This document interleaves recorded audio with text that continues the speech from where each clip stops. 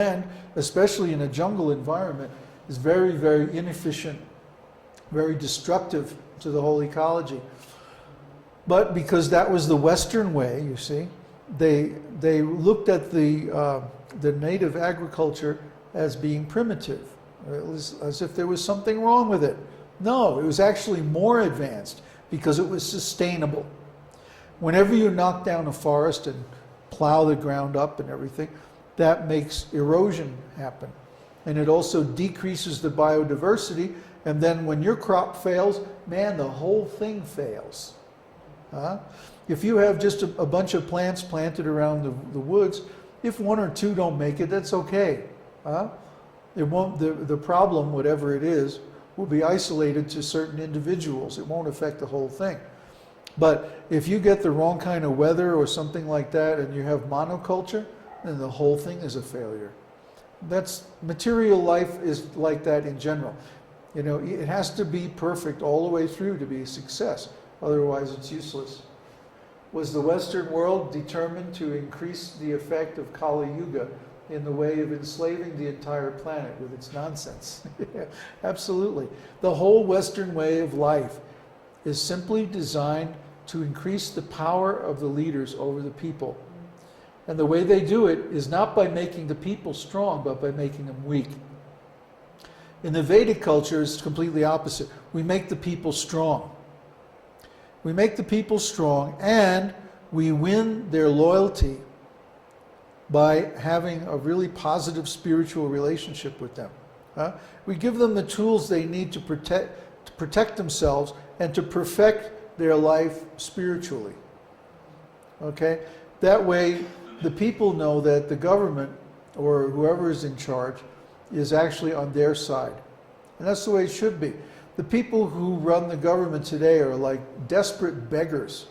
They're just trying to make a buck off of the people and exploit them. And their character is terrible. I wouldn't vote for any of these creeps. No, really. I mean, they don't deserve to be leaders because their intention is not to benefit the people. Their intention is to benefit themselves. It means they're beggars. Anyone who is actually spiritually advanced feels like, oh, I already got the best benefit of this human life. I don't need anything. I can give. Just like a person who's rich, you know, Bill Gates or somebody like that. He doesn't need any more money. He's got more money than he knows what to do with. So what does he do? He starts a charity foundation and he gives the money away to a good cause. Well, that's how the leaders of society should be. They should be people who have it together, that feel satisfied. I got the real benefit of life. Now I can benefit others. I can work for the benefit of the whole society. That's a real leader. Okay? Not someone who feels so insecure and greedy that they have to exploit other people. You know, especially the people that they're supposed to be responsible for. That's criminal. You know, we don't support that. You know, that's why the government is very much afraid of this knowledge getting out, because that means those people would be kicked out. Nobody in their right mind would vote for any of them. So they don't like this knowledge. They don't want people to have this knowledge, because if they did, they would elect a whole different crowd of people to these offices.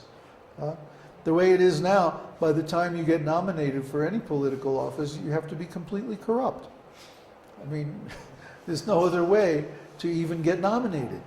What to speak of elected? Another question?